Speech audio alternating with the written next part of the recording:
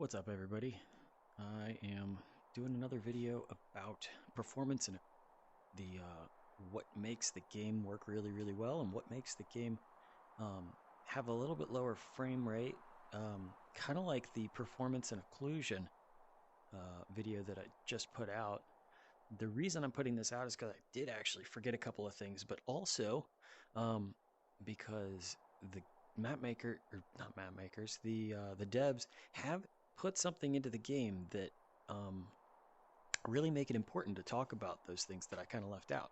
So the um, what I left out is talking about two things. One is the importance of sticking to the same asset, or sorry, the same couple of asset packs.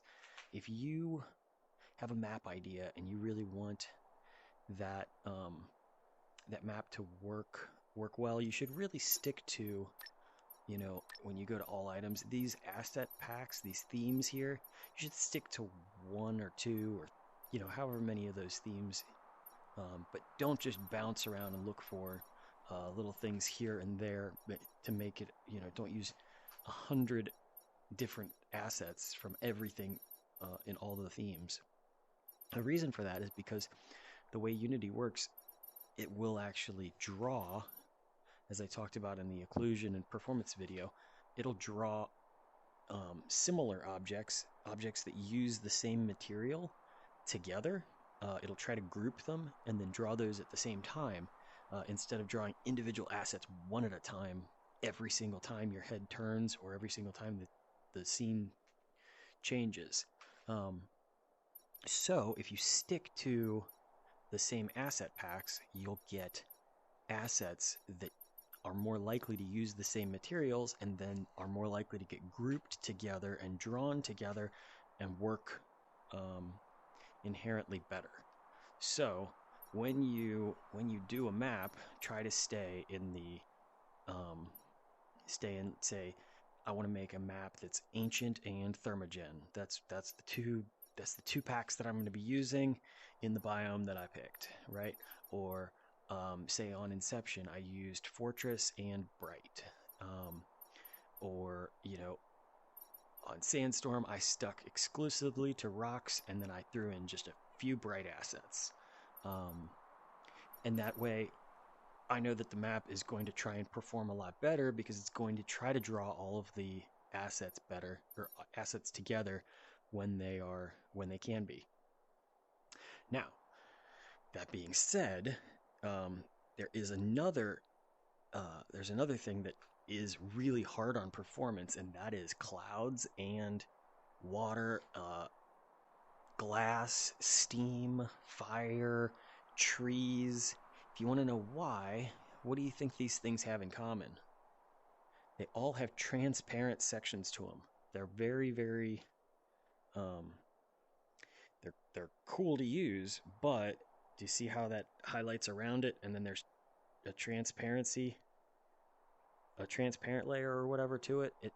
If you can see through an asset, then every time you move, it has to draw everything that's behind it through it, or however that works. Transparent assets are very much more difficult for the game to render.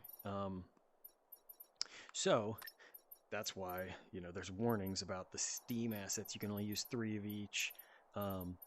If you use clouds, it tends to make your game a little bit more likely to have lower frame rates. Transparent water, glass, trees, etc. Are harder on the game engine. So be aware of that. Now, what everybody's waiting for me to talk about is this filter by biome feature. Map makers that have had maps chosen for the galaxy or whatever criteria the devs decide to use can bless a map maker with this special filter that allows them to, by unlocking it, you can see all biomes at the same time.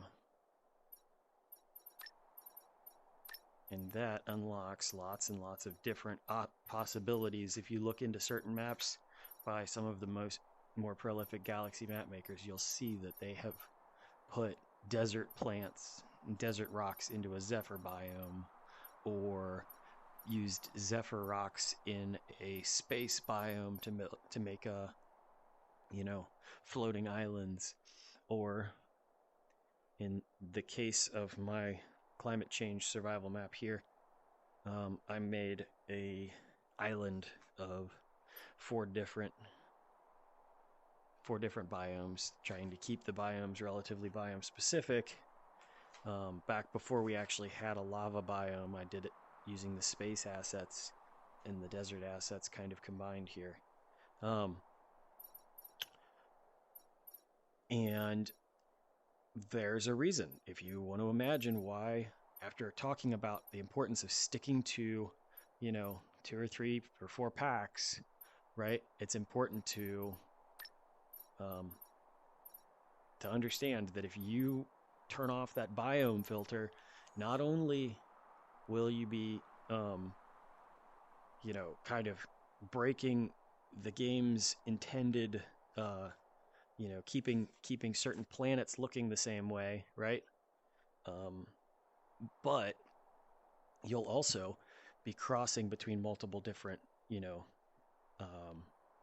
biomes, right? That's, although they're all under the rocks pack, there's going to be a lot more different types of materials that are being used to create these assets, and it needs to bounce around a little bit between materials as it tries to perform its draw calls, as the game engine tries to work to make these maps work. So just be aware of that, and if you are successful in making maps that impress the devs, or whatever it took to get you there, if you get that filter by biome, if you get that biome filter toggle, you may have the power to start combining assets from different biomes and making even more wild and amazing and imaginative maps. Just do so with care, because you don't want to break somebody else's game, right? Thanks for tuning in.